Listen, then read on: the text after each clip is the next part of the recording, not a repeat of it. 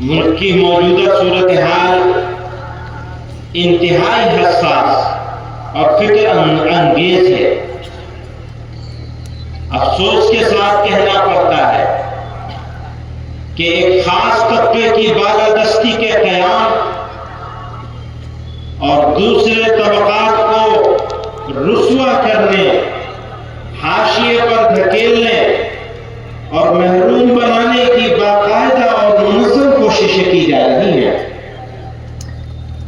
قابل افسوس امر یہ ہے کہ اس مکروہ مہم کو صرف حکومتی سرپرستی ہی حاصل نہیں ہے بلکہ حکومت ہی کروا رہی ہے۔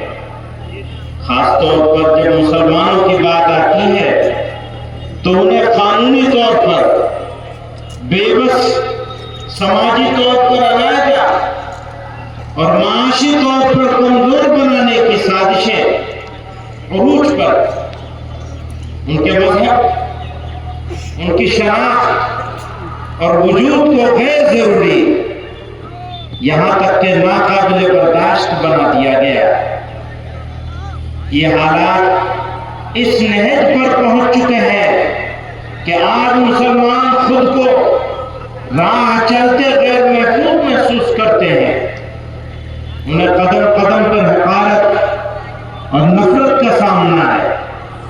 جب یہ اپنے جائز حقوق کے لیے آوازیں اٹھاتے ہیں تو ان کے گھروں کو بلڈوزر کے ذریعے برباد کر دیا جاتا ہے۔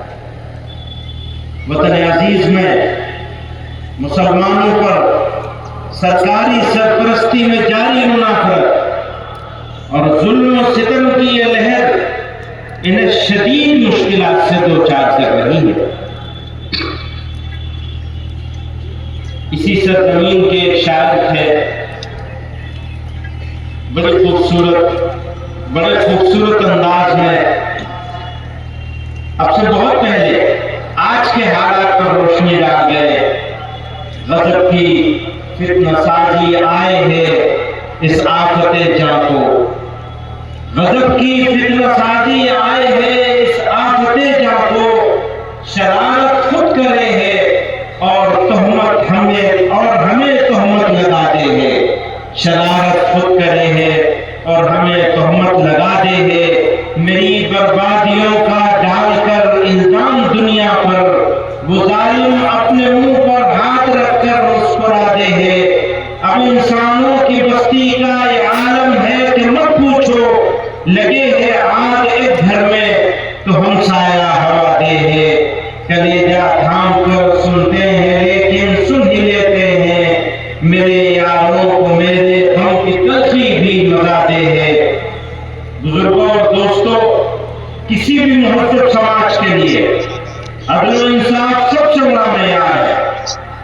عدل و انصاف کے بغیر بڑی سے بڑی ریاست، بڑے سے بڑا ملک باقی نہیں رہ سکتا۔ ملک میں امن و امان کا قیام اور جرائم سے پاک معاشرے کی تشکیل انصاف کے بغیر ممکن نہیں۔ لیکن افسوس کے ساتھ کہنا پڑ رہا ہے کہ گزشتہ کچھ عرصے سے بالخصوص بابری مسجد، طلاق ثلاثہ جیسے بعض بنیادی اصولوں کی تشریح کی ایسی مثالیں سامنے آئی ہیں جنہوں نے عدالتوں کے کردار پر سوالیہ نشان لگا دیا ہے۔ مختلف عدالتوں نے مسلم پرسنل لا سے متعلق مسائل کو لے کر جو فیصلے دیے ہیں، ان سے ایسا محسوس ہوتا ہے کہ ان عدالتوں نے قانون کی تشریح کے بجائے قانون وضع کرنے کی کوشش کی ہے۔ 1991 اس کو نظر انداز کرتے ہوئے گیان واپی متھرا کے مقدمات کو قابل سماعت قرار دینے کا فیصلہ بہت واضح طور پر قابل ذکر ہے۔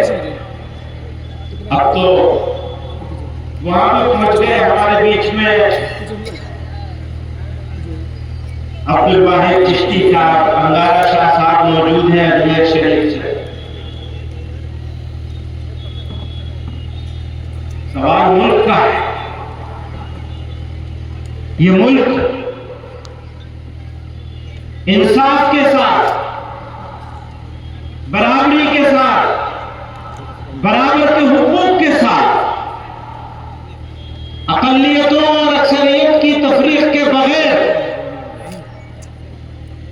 باقی رہے گا تو باقی رہے گا، ملک کی ترقی ہوگی، خوشحالی ہوگی،